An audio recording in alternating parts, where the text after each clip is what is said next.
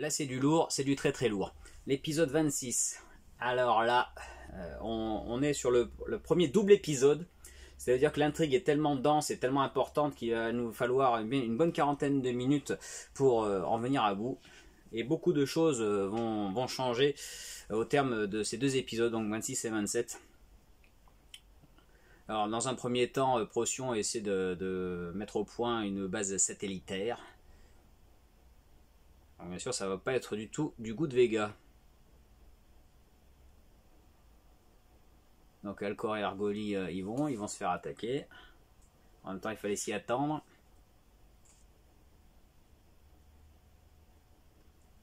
Donc pour les cheveux verts, c'est terminé. Il n'y en aura plus. Je vous l'ai déjà dit. Forcément, Goldorak intervient.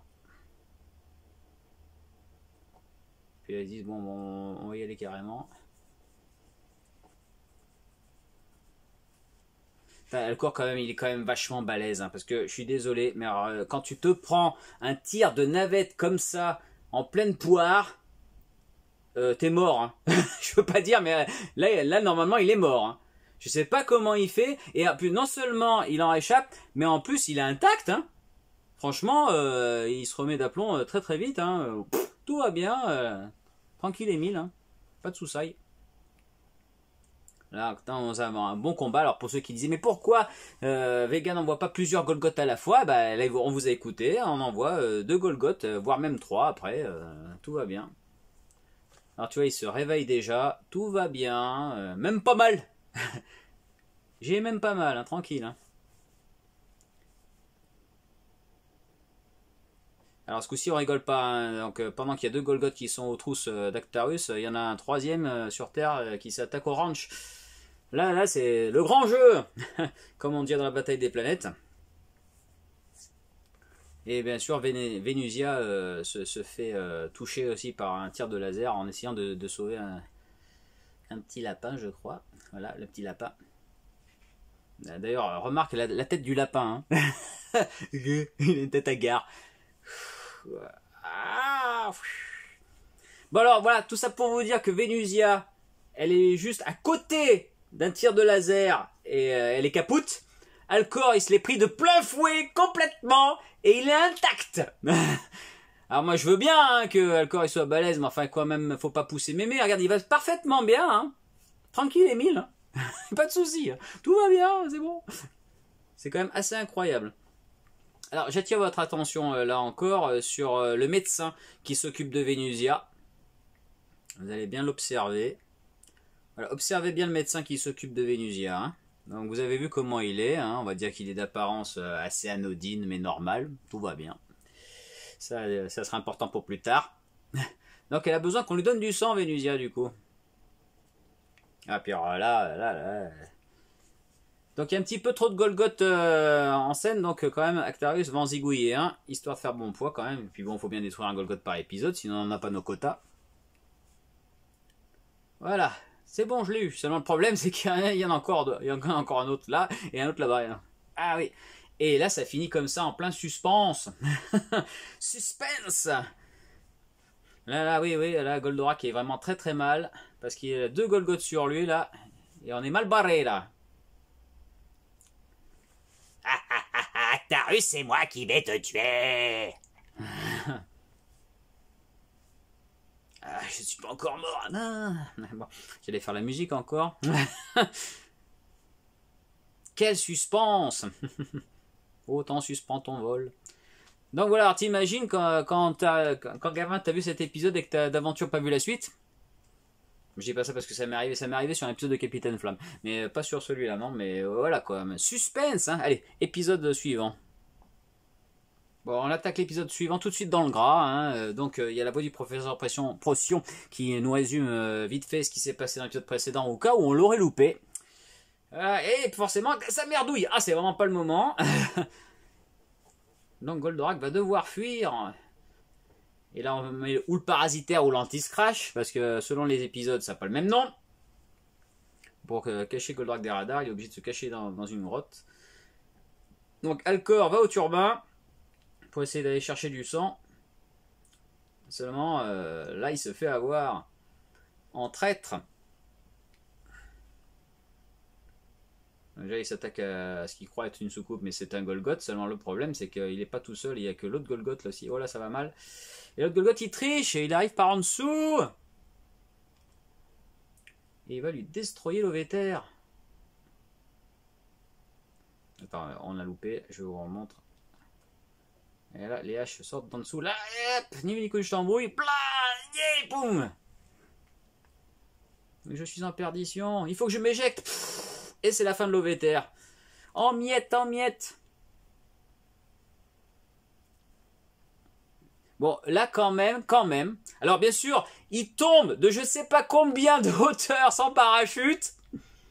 Et encore une fois, il survit.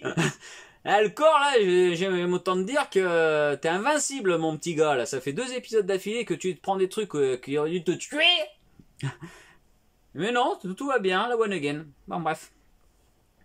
Et donc, je vous ai attiré votre attention tout à l'heure. Regardez. C'est le médecin qui s'occupe d'Alcor et donc de Vénusia a totalement changé entre les 2 épisodes. Mais pourquoi l'autre, peut-être qu'il était pas assez compétent. Bon, bah, moi, je suis médecin, machin, mais j'y connais rien. Je vais appeler mon collègue. Il est plus spécialisé dans les affaires. Hein. Donc le médecin a changé entre les 2 épisodes, on ne sait pas ce qui s'est passé, peut-être que l'acteur s'est fâché avec le staff. Alors figure-toi que j'ai appris récemment que ça pouvait arriver que quand il y avait un problème avec un seiyuu, donc les seiyuu c'est comme ça qu'on appelle les comédiens de doublage au Japon, hein, qui prêtent leur voix. J'en profite aussi pour vous dire qu'on ne dit pas doubleur en français, parce qu'un doubleur c'est le propriétaire des boîtes de doublage, c'est pas l'acteur qui prête sa voix. Donc ne dites pas doubleur. Bon bref, et donc les seiyuu japonais, ça peut arriver que si le seiyuu quitte la série pour XY raison, on tue son personnage ou on ne le fasse plus apparaître. Et j'ai appris ça récemment parce que moi j'ai toujours cru que en fait au Japon on changeait jamais la voix, sauf vraiment cas d'extrême machin, mais qu'on pouvait carrément virer le personnage s'il y a un problème avec son seiyuu. C'est quand même fort. Hein. Bon bref, sur ces entrefaits, Actarus donne son sang à Vénusia et ça va mieux. Et ça va aller même carrément mieux. Et là carrément, bah, alors là, Hydargos prend possession du centre et centrifuge le professeur. Hein. Vous ne connaissez toujours pas le prince de Fort ? Donc du coup Minos va aussi sur Terre pour voir que tout va bien, là, elle est en train de venir. Vénusia c'est bon, elle pète la forme maintenant, avec son nouveau médecin. Donc là Alcor apprend que Vénusia est au courant.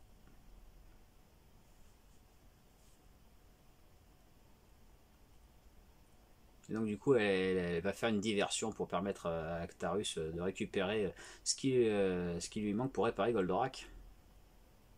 Alors, vous remarquez un autre petit truc, je vais attirer votre attention là-dessus, c'est que vous vous souvenez que dans l'épisode précédent, quand on tirait sur les petits soldats de Véguien, ils disparaissaient sans laisser de traces. Et là, ça a l'air moins efficace sur ce coup-là, parce que quand tu leur tires dessus, il faut... Oh, et ils tombent par terre. Et ils sont encore là. Bonjour la cohérence.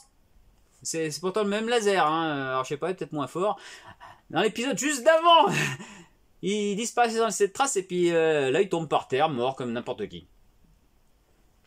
On va peut-être vous mettre un petit peu d'accord les gars. Bref, on répare Goldorak avec ces machins. Bon alors est-ce que tu t'y retrouves? Alors Minos c'est très fort hein, parce qu'il arrive et il dit ouais non mais Vénusia elle a fait exprès pour t'attirer ailleurs. Putain, quelle perspicacité. Et là encore elle en est quitte pour se prendre une bonne baffe. Alors là on va dire que ça vient d'un Véguien hein, donc c'est un peu plus normal. Mais alors putain la taloche mon gars.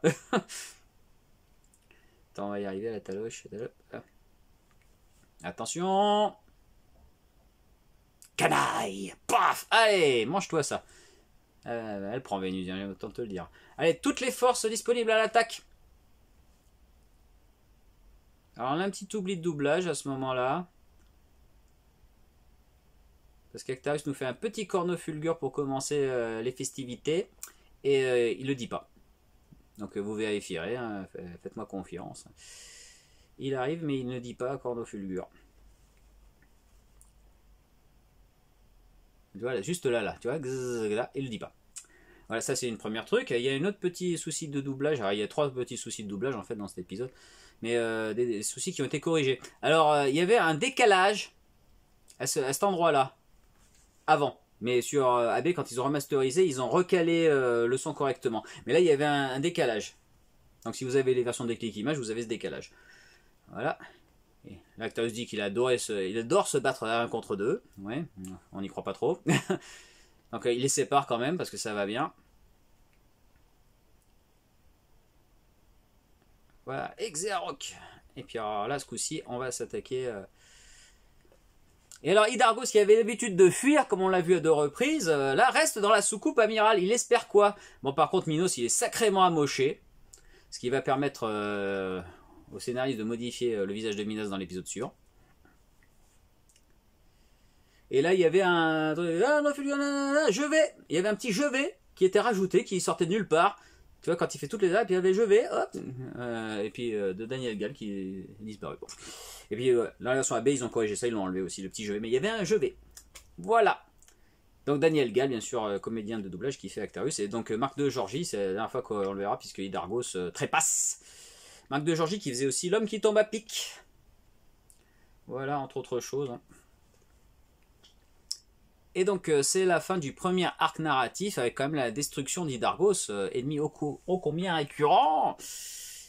Donc là c'est chaud, et puis ça va bouleverser le statu quo par rapport à Venusia aussi, hein, encore une fois à partir de là. Donc épisode très important que cet épisode 27, et on se retrouve la prochaine fois avec l'apparition de Horos, un nouvel adversaire, et oui.